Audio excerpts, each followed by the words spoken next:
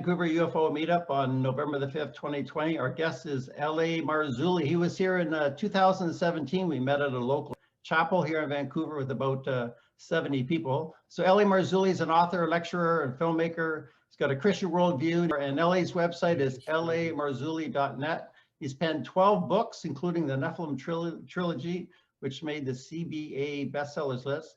And Ellie's going to talk to us about UFO Disclosure. So welcome to the group, Ellie. Good to have you here. Well, great to be here. Thanks for doing this. Normally, I don't, come into a small group like this because it's a lot of work. But since Vancouver has a special place in my heart because of Gordy and Al Matthews, for starters, and others, I spoke at the meetup group there, and it was just great to spend. I think we spent what, Gordy, like almost a week, something like that. Anyway, a week up there, and a lot of those interviews made it into the film in their own words, which I'm actually in the process of re-editing because I think some of the information, that was my first independent film, and I know so much more about editing now than I did then. So I'm probably gonna, redo that. And then we've got another film coming out on UFOs. I've got George Norrie, Nick Pope, to name a few, Preston Dennett, who's been involved in the UFO research for literally decades.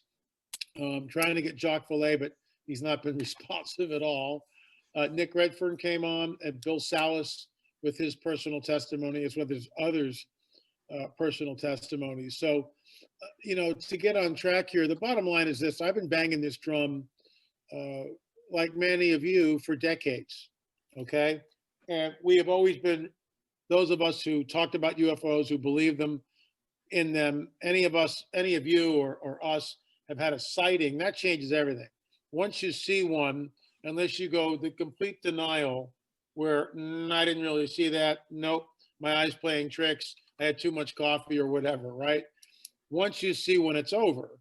And I saw my first one at 12, and I was walking up a path with 3 other boys. I was 12 years old, and I was at Camp Horseshoe, Rising Sun, Maryland. I could take you to the very spot. I'm sure it's still there today. The path I know is still there. I went on the Camp Horseshoe map and looked for it. And sure enough, it's there. And I'm walking up this path. It was either spring or fall, beautiful day, big blue sky. And we're hopping boulders. We're going up this dry creek bed because it's a shortcut back to our campsite for lunch. We're 12-year-olds. We're hungry, right? What can I tell you? So there's 4 of us, and I'm the last boy in line. And one of the guys stops and he goes, "Oh my gosh, what's that?" And the other 2 guys go, "Wow, what is that?" And I go, "What?" And they point there, and I look up, and it's like the classic silver disc, the classic 1950s silver disc, except it was circa 1962, 63, right around that window of time. Classic silver disc, Close Encounters of the First Kind, about the size, a little bit bigger than the size of my thumbnail, if I hold it out like that, which is what we're always trying to do, about that far away. And the sun was glinting off of it. And I watched it for about 15, 20 seconds. And this thing just went like this, gone. I mean, just straight up in the air. In a blink of an eye, it was gone. And we ran back to camp as fast as we possibly could, yelling at the top of our lungs, "We saw a flying saucer, we saw a UFO." I mean, really, we were really agitated, very, very excited. And everybody, all the other boys crowded around us, as well as the scoutmasters, and we told the story. Well, that was lunchtime. By the evening meal, the other 3 boys denied that we had ever seen anything. And I refused to back down. I know what I saw, which actually is the name of another film, but I know what I saw. And I would not back down. I would not recant my story in any way. And that was sort of the basis of being at least open to the fact, because having seen one, I knew that they were real. Fast forward years later, when I'm about 30, and I become very, very interested in the Judeo-Christian worldview, so much so that it changed my entire paradigm. and I began to delve into supernatural, basically just the supernatural from a biblical lens. And I was astounded at what I was finding there. I was absolutely astounded at what was between those pages. And I had read it, you know, in my teens, and basically, well, I have no idea what this means. And it's a deeply encoded book, deeply encoded. But it's the type of thing that if you've got the key to open it up, it's like it's not ending. It's just mind-boggling what the information that's in there. But unless you've got the key to open its pages, it's a closed book. I don't care how many times you read it, it's a closed book. You'll never be able to understand what you're reading until you have the key. But once you get the key, which is free, by the way, then the book begins to unfold. And that in itself is incredible, but I digress.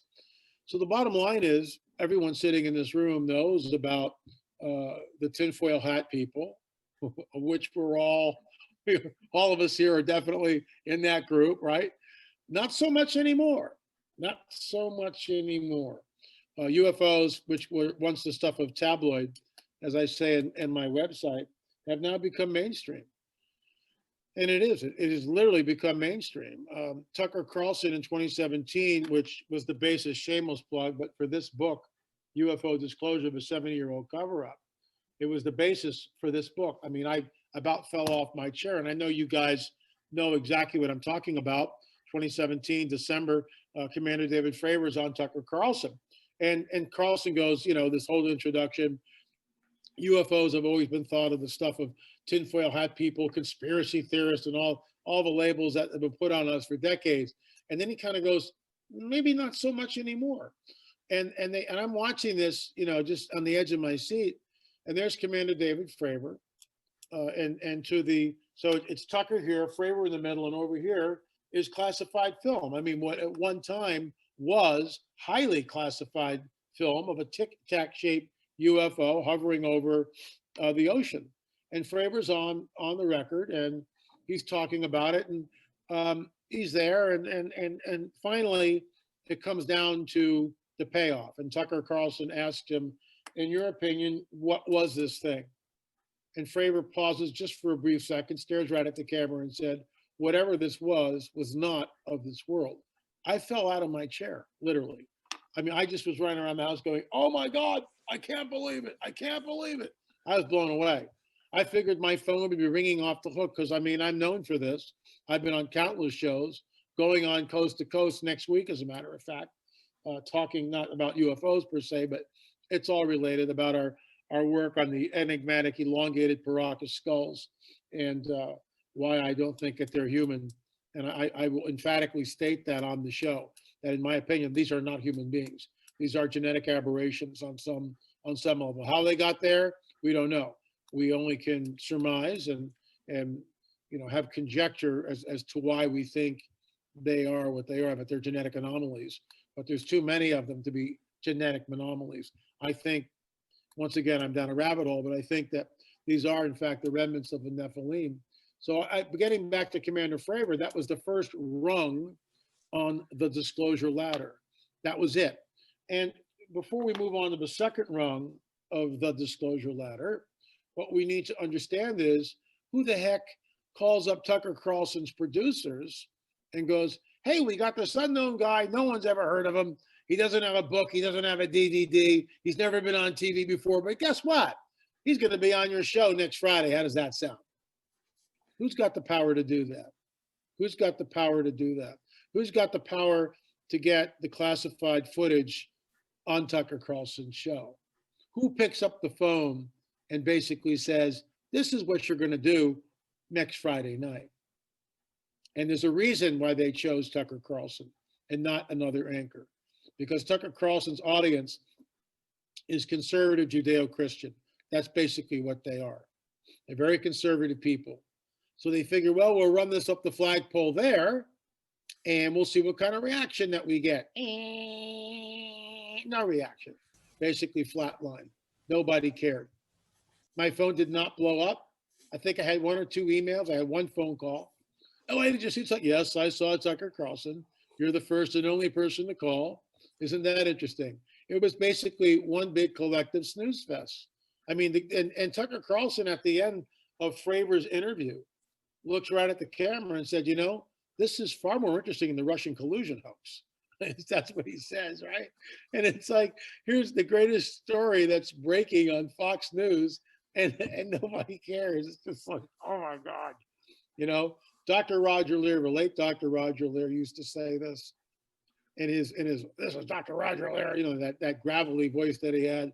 Hi, LA, how you doing? That thing. And Roger used to say, if a UFO landed on the 405 freeway and traffic was back up, everybody going, get that damn thing out of here. I'm late for dinner. That's exactly it. It's just unbelievable. It's just, you can't make this stuff up. And he was right. We really miss him. Really miss Raj. And we also miss, my late business partner, Richard Shaw. We did 10 films together in the Watchers series and had a great romp. And then we parted company very amicably. And I went off on my own. Richard taught me everything. In fact, episode 6 of the On the Trail of a Nephilim series is dedicated to him. There's a whole clip that I put at the end of all these different stills of the two of us on our adventures together. So I miss him. He was a good friend. We did a lot of good work together, I think. But getting back on track, that's the first rung of the disclosure ladder, was Commander David Fravor. Well, several weeks go by, and again, that's the nexus for this. I mean, when that story broke, we had a conference. I was in California then before the fire, so we drove down the Oceanside, and I spoke. And on the way back from Oceanside, we stopped at this really cool little, actually not little, huge Italian restaurant, but they had breakfast. And so we went in there, and we were like almost the only two people seated. And it was more of a dining room, very elegant dining room, just beautiful restaurant. And I Peggy, you got any paper? And I'm brainstorming in my head, and she pulls out a pad, and I basically wrote the, wrote the chapters. Tucker Carlson's UFO Disclosure, new information from Roswell, New Mexico, the ongoing abduction phenomenon. Do the 1 billion abortions worldwide have something to do with what we are seeing? Are hybrids real? Revisited the implant phenomenon and what it means. UFO brain fog. I mean, on and on and on.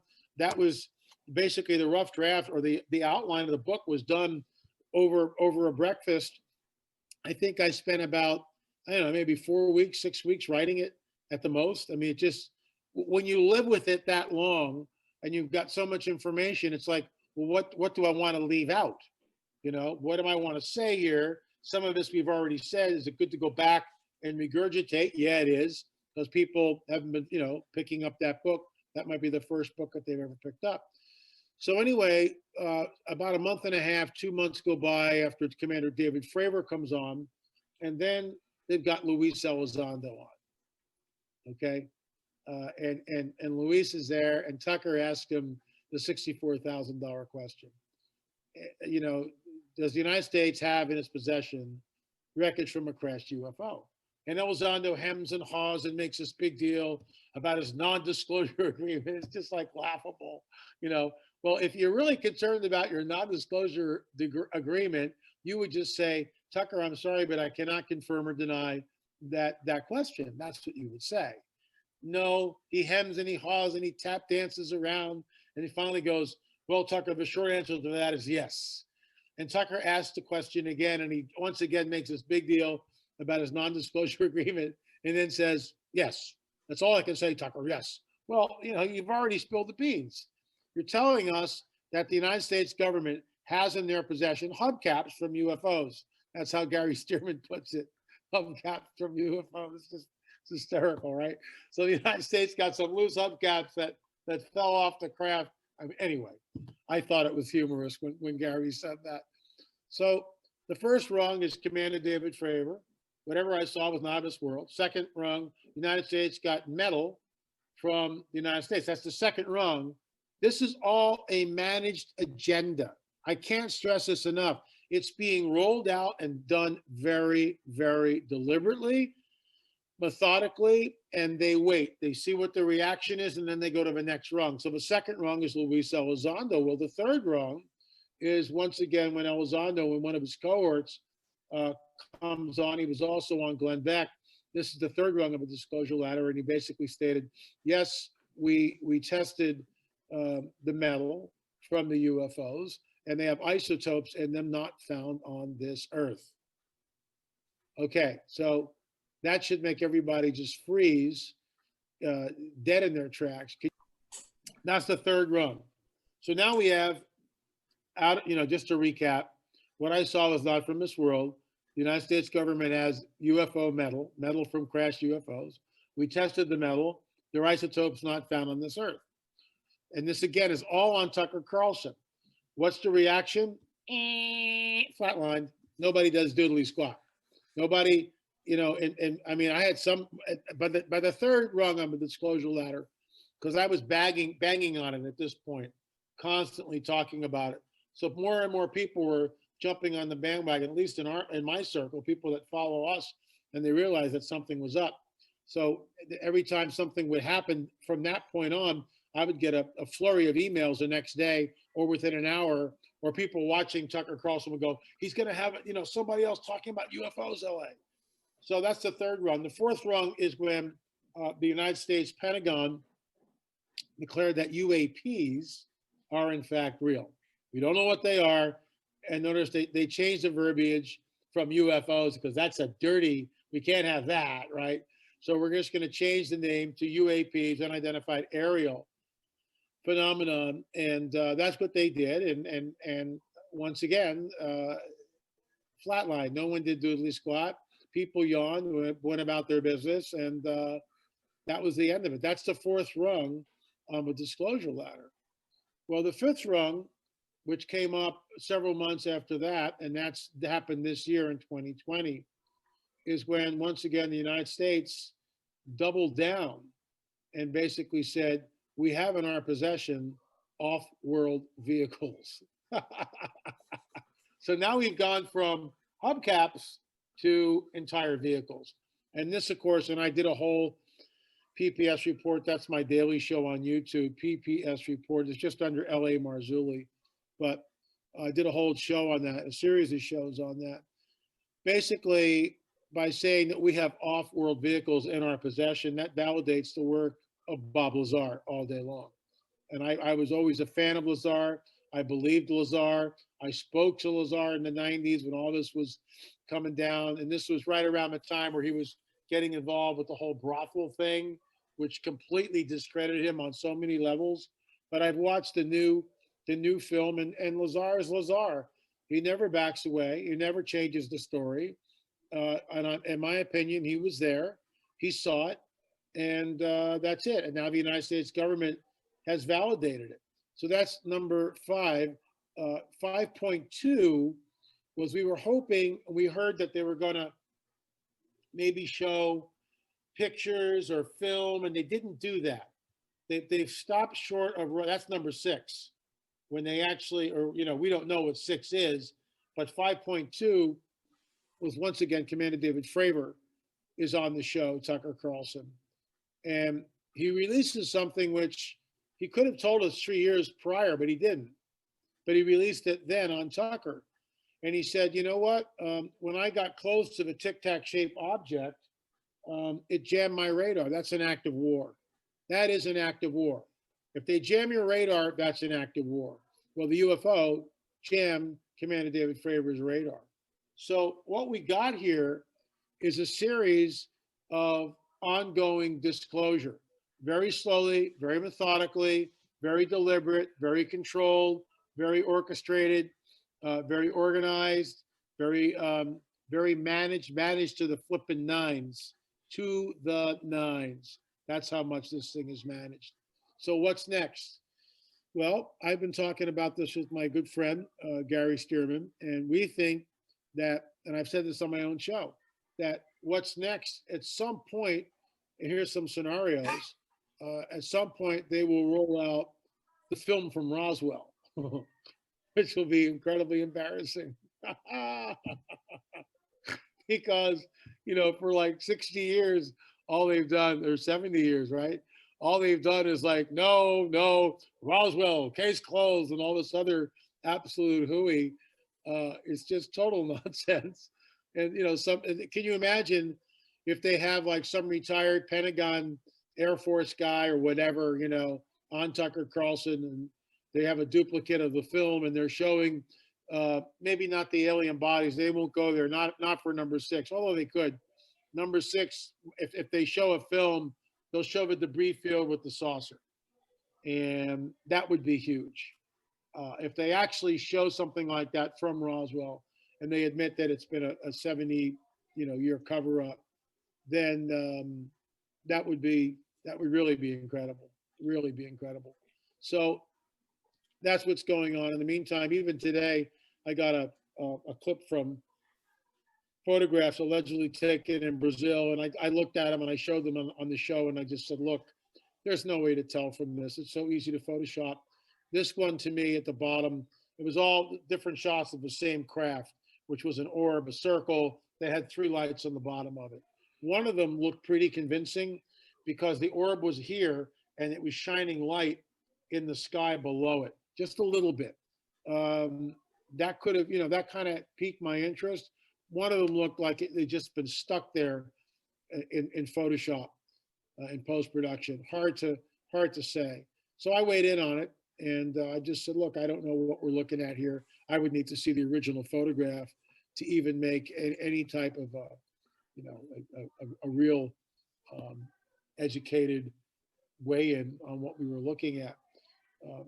A friend of mine, a neighbor of mine, the day of the fire, she's out there snapping pictures. She lives above me, about as the crow flies, about 3/4 of a mile away, and she's elevated. So she's looking down the canyon to where the fire is, way, way, way in the distance. All she can see is like, the red haze. And she clicked it on her iPhone, but she didn't look at the photograph. She just went click and put her phone away. Well, a couple of weeks later, she's looking at it, and she goes, oh my gosh. And she sends the photo out to her friends, and she goes, what do you think this is? Classic UFO. Classic UFO. And we interviewed her for the film, and we showed the photograph on her phone. So it's not Photoshop. The photograph is there on her phone. She took us to the place on her property where she actually took it. So I vetted that. It's a classic UFO, classic UFO. It's basically within 100 yards over my house, very low, very, very low to the ground, probably a couple 100 feet maximum. And the day of the fire, it's like if I were in the back part of my property, I would have seen it very easily. It would have been less than a couple 100 yards away, as I said, if that. Very, very close, the day of the fire. So what does that mean? I don't know, but we find that very interesting. We were in Dallas the day of the fire, and the fire, of course, obliterated our lives, and here I am in Oklahoma. So those are some thoughts with the disclosure, the ongoing disclosure. When the United States government makes a claim like we have in our possession off-world vehicles, that immediately makes all of us wonder, well, who's making these off-world vehicles and what world are we talking about? And that's what's huge. In my personal belief, and I know a lot of you will disagree on this, I do not believe that they are from other planets. I believe that they are interdimensional. And I know Jacques Vallée at one time held that view. Whether he does or not today, I don't know. If I'm able to talk to him. More and more physicists and astronomers, whatever, are coming out thinking that we're in some sort of a holographic type universe where this whole thing is, is it real? Oh yeah, it's real. I get that. But we're in some kind of like matrix program in a way. There is a very interesting scripture from the guidebook of the supernatural, which is what I call the Bible, by the way, because it is a guidebook of the supernatural. You need the key to open it, but once you open it, if you got the key and you can open it, then it just expands. It's like, oh my gosh, I had no idea. And one of the things that you find in there is that the entire universe will be remade, rolled up like a scroll. That's what it says. I will roll up the universe like a scroll and create a new heaven and new earth. Well, that's preposterous. We all know that. That's the craziest. That's beyond science fiction. That is like absolutely crazy. And yet, that's what's written there. Most people don't know that. Is it literal? In my opinion, it's totally literal. That's what is going to happen. Whoever these entities are, manipulate space, time, matter, and energy in ways that confound us. They defy our laws of physics. And I remember I was on with What's the Richard gentleman? Richard Hoagland, Hoagland. Oh, Richard Richard Hoagland. Hoagland. Yeah. Okay. I was on For Hoagland. me. Yeah, I was on Hoagland's show. We were going around and around about this, and he said, "Well, just because they can defy our, our laws of physics, that doesn't mean that they're, superior or that's somehow that's supernatural." And my answer to him was, "Well, yeah, I get that. That's easy for you to say. They're defying the laws of physics. To us, it seems like magic. To them, it's not magic because they can do it. It's not like hocus pocus, but they can do it. They can manipulate space, time, matter, and energy that we can't do that. So they are on some level superior." I was at a conference and I was, the only guy in the room who had a different opinion. George Norrie was host. Nick Pope was there. Michael, he's on Ancient Aliens all the time. Nick Redfern was there. Other people were there, and it was poorly attended. There's maybe 200 people. When I came out on Saturday night and I gave my lecture, which was about an hour and a half, 2 hours long, the cooks and the kitchen people came out and listened. The bar was an open bar on the right-hand side, funky little conference, right? But there was a bar, a bunch of people were talking. When I'm about 20 minutes in, you can hear a pin drop into the room. And I don't say that to pat myself on the back. I say that because the information I was giving, these people had never heard any of that before. And that's the thing, it's like freedom of speech. You might not like the paradigm that I hold to and study and adhere to and promulgate, but nevertheless, what if that paradigm's true? We don't know whether it is or not. Of course, I believe it is. Otherwise, I wouldn't be on this show doing this. So I believe that we are in a holographic universe. I believe these entities are incredibly nefarious. They have very bad intentions for us. And the proof of the pudding was I asked the audience, all 200 of them, how many think it's good to abduct a 5-year-old boy and implant him? Show of hands, please. Not one hand went up, not one. And I said, here you guys are.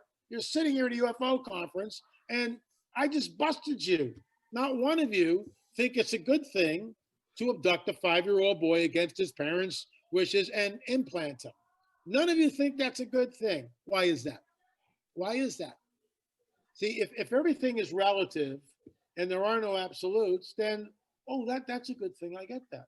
But instinctively, viscerally, why is it that everybody in the room agreed, no, we shouldn't be doing this? Why we had unanimity. And that in itself, if I don't know whether the people in the room really stopped to ponder what just happened, but what just happened showed that there's something intrinsic in every single person, regardless of their view, that led them to come up with exactly the same answer without any equivocation. It's a bad thing. They shouldn't be doing that. How does that work? If it's moral relativism, how does that work? You get where I'm going? I mean, it's like, okay, I guess it's not good to abduct a 5-year-old against their parents' wishes and abduct them. That's a no-no. So we all agreed on that in the room. Whoever is doing this has spent an awful lot of time on the implants. The implant we removed, which was number 17, which was sort of stolen from us. I won't get into that, but it was stolen from us and got on Netflix. But you actually hear my voice in the film, but you never see me. And it's just unbelievable. That's how the game is played, folks. But steal your stuff. So we were there and we couldn't find the implant. And we had done a rigorous protocol with x-rays and CAT scans and ultrasound machines. I mean, the whole gamut of Dr. Roger Lear's protocol, which he set in place before we were in the operating room. We knew exactly where the implant was. We knew it was metallic. Dr. Matriciano, the surgeon, had found the implant within 2 minutes in the pre-op. But now we're there in the operating room. We can't find the thing. And it's been an hour and 20 minutes. We cannot, it's like it's cloaked. It's like it's vanished. And so, and I'll say this, Gordy will know what I'm talking about. Maybe some of others will. But my spirit guide, I say that with quotation marks. my spirit guide tapped me on the shoulder and basically said, you need to take authority over this. So I did. And I'm in a room full of people that I don't know except for Richard. And I say, this is going to sound really weird, but I'm going to pray and I'm going to do it now. And basically what I said was, Father, if there are forces which are cloaking this device, I ask that you would break their power and do it soon. That's all I said. That's all I said. Within a minute or two at the most, the object came in from the back of the screen like this, like that. And everybody just went, oh my gosh, what's that? That's the implant.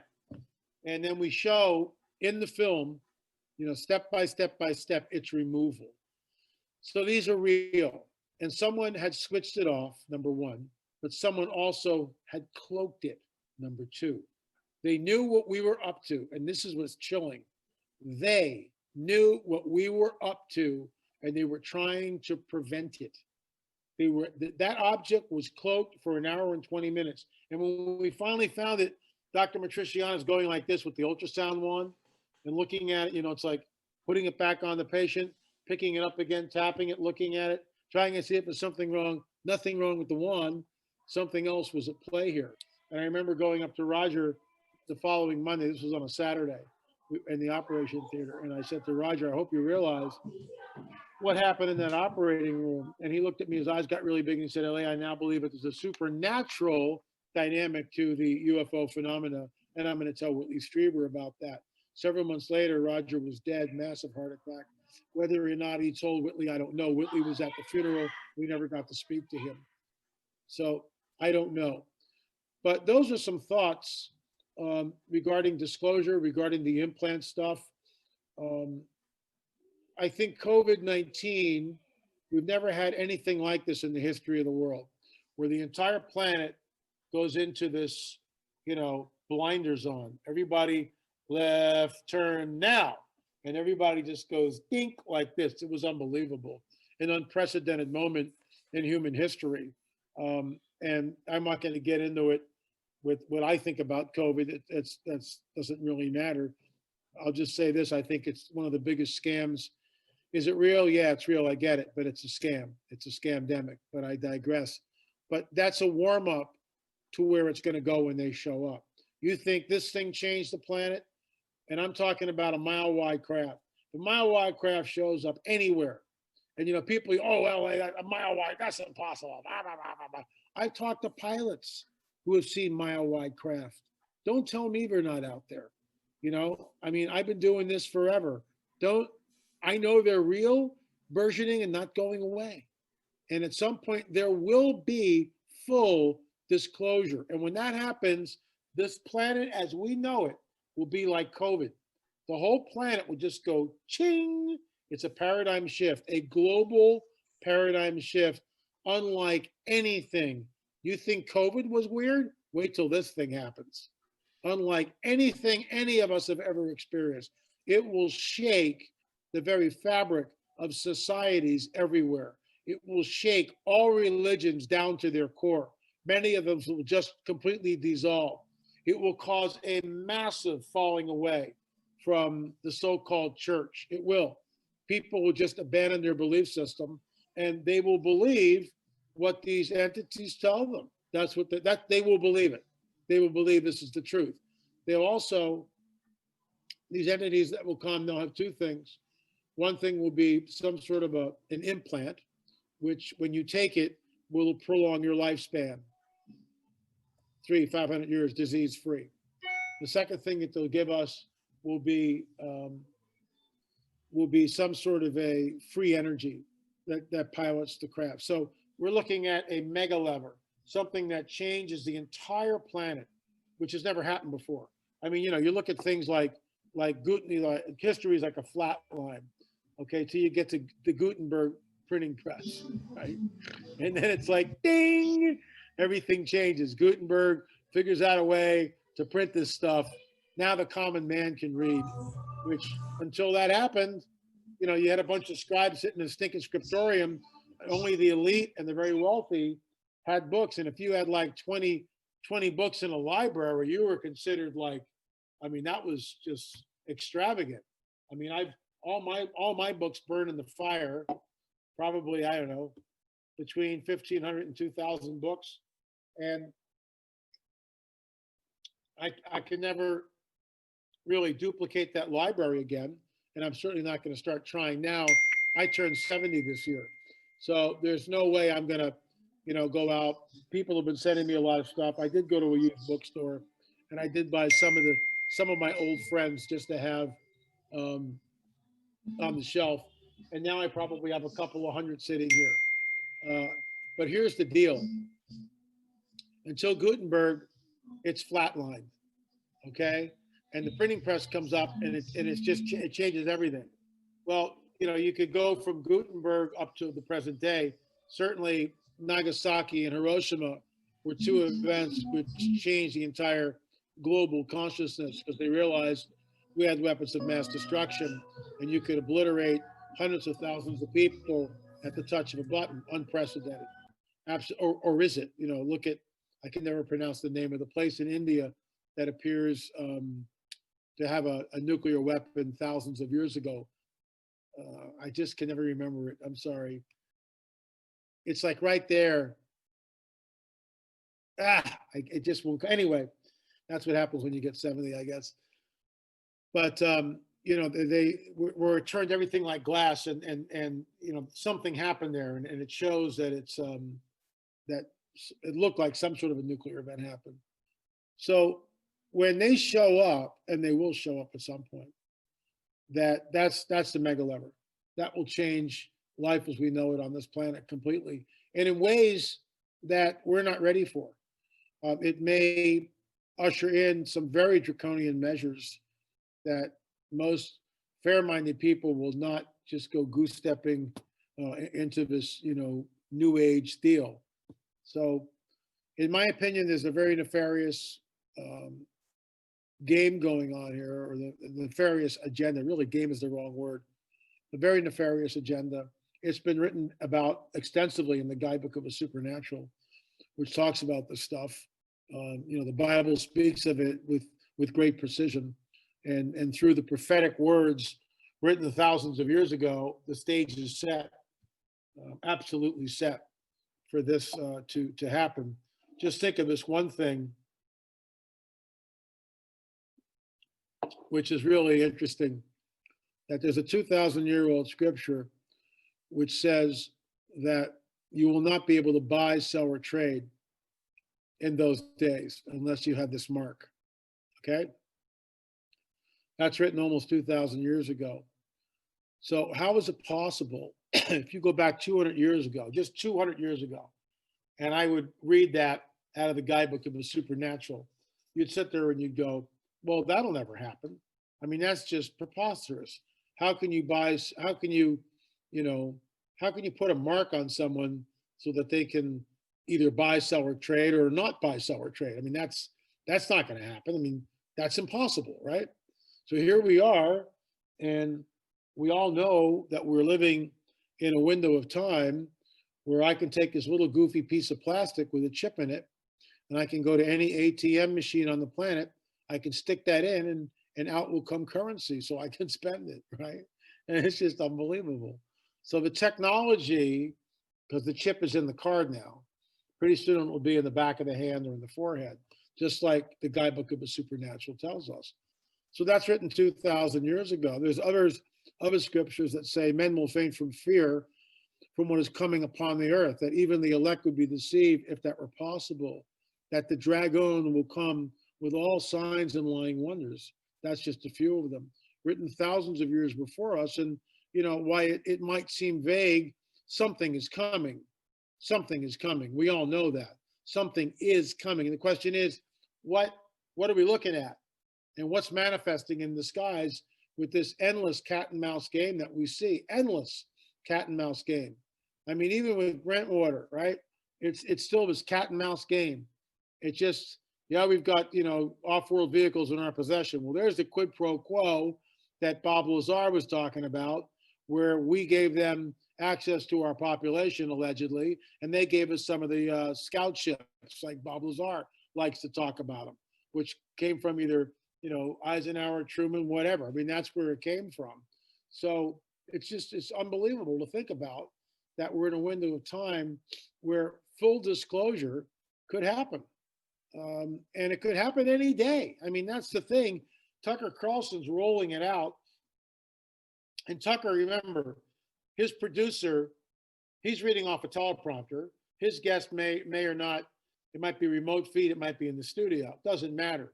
You know, Tucker's producers, he shows up to work.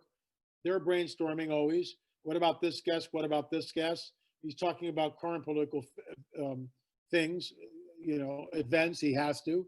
But then out of the blue comes Commander David Fravor, followed by Luis Elizondo, followed by Elizondo again. And in between that, he had Leslie Kean on, he had Nick Pope on, and others talking about the veracity, the efficacy of the UFO phenomenon. So it's being managed, it's being rolled out.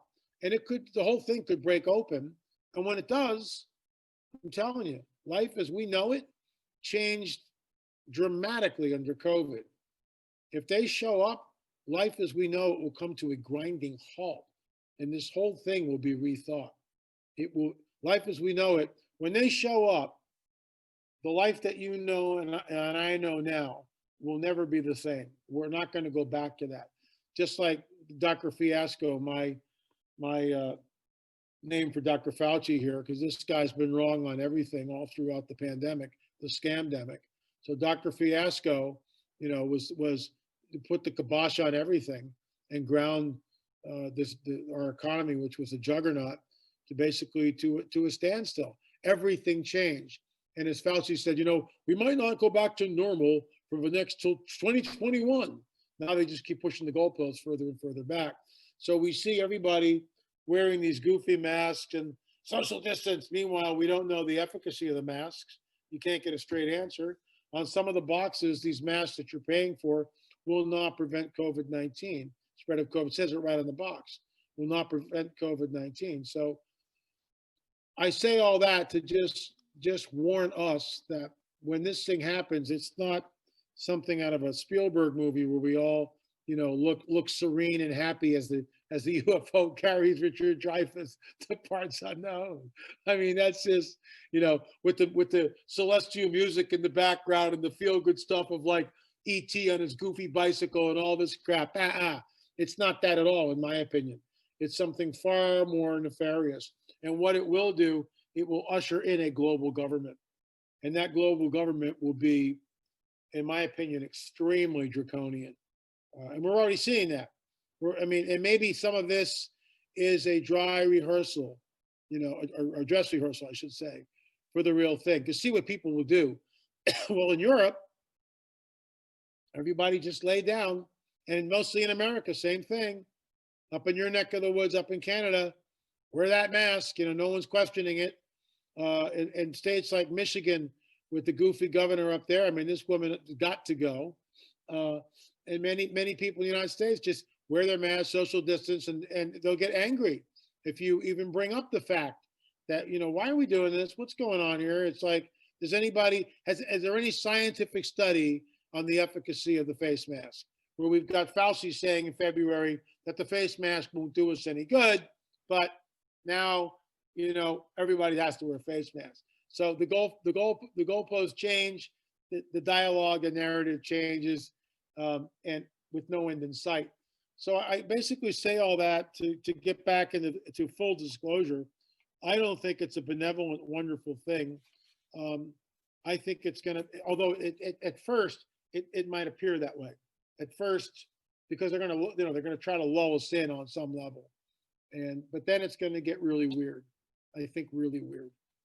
If I'm right, if these are interdimensional entities that have a nefarious agenda, and I believe it's incredibly nefarious, Dr. Jacob and I disagree on the fact that I'm interdimensional and he thinks that they're extraterrestrial, but we do agree that there's a nefarious agenda here with these guys. We agree on that. I know he's not in the game anymore, so to speak, but we agree that that's what we're looking at here. So, you know, folks, let's open it up for some questions. But I think let's we're have close. some questions, I think we're on the comments. cusp of it. But great talk, LA. Very good. So yeah, if anybody has questions, Thank comments. you. Thanks, Brian. And thank you, Gordy, for setting this up. Oh, Yeah. you're welcome. I'm very happy to Thanks, help. Gordy. Gordy. Thank you, LA. You did an excellent job here of what you do. Thanks, Steve. And yeah, I've been listening to you since you ever started on any of the talk shows.